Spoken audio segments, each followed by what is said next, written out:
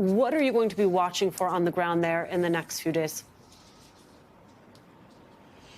Well, I think just picking up on your conversation there, and a great point. I think one of the issues, one of the questions is which of these targets are in Syria and which are in Iraq.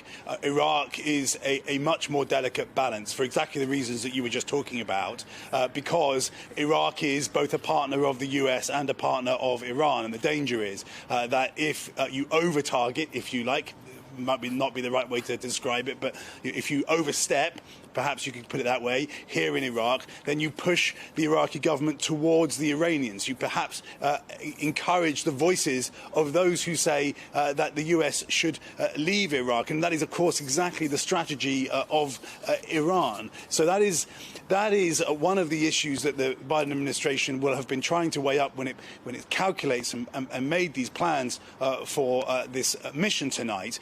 But there is another aspect of this too, I think, to underscore, and that is, I think, the breadth and the size of this campaign tonight actually underscores just how widespread Iranian influence is now in this region, both particularly in Syria, where it used the revolution in Syria.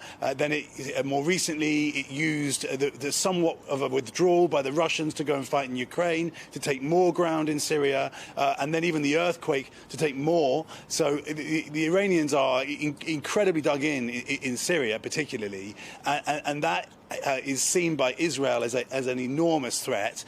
The danger of opening another front for Israel is the way the Israelis view that. So all of this will come into sharp focus, I think, simply by the fact of how extensive this campaign tonight appears to be. And I think what that also underscores is how challenging this is for the US, how challenging this is for the Biden administration. And Barry McCaffrey, I think, was really just kind of pointing towards the debate about the numbers of US servicemen and women who are here, whether they are sitting targets, what exactly their role is, and whether, if they did leave, though, that would leave even more of the territory open to Iran. I mean, that is a conversation that hasn't been had, and perhaps after this action, because it will illuminate the many places that Iran is in this region, perhaps that conversation, it will spur that kind of a conversation. But where we are now, we don't actually know exactly where. We know, the kind of targeting that has been carried out. We don't know what the targets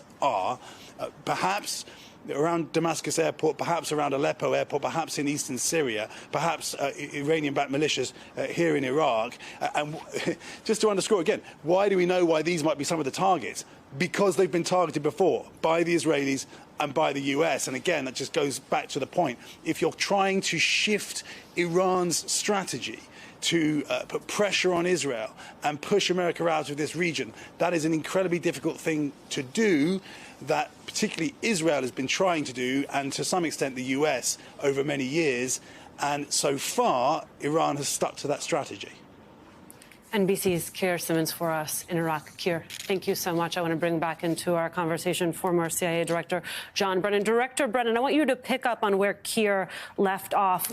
Iran's widespread influence in the region, in Iraq and Syria, how that then complicates things for the United States, for the Biden administration.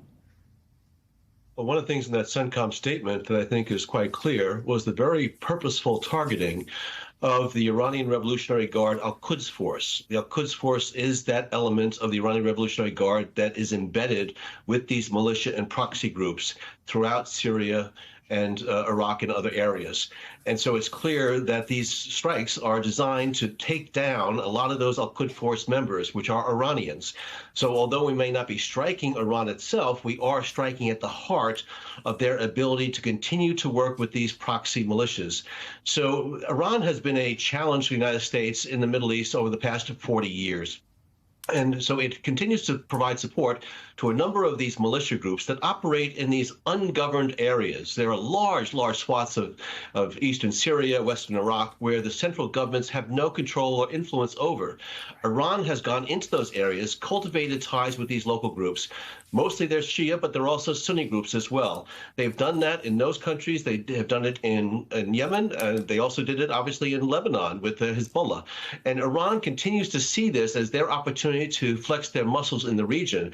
And it really is something that is very much against U.S. interests. It's against the interests of a lot of the countries in the region as far as trying to have some type of security and stability in the region.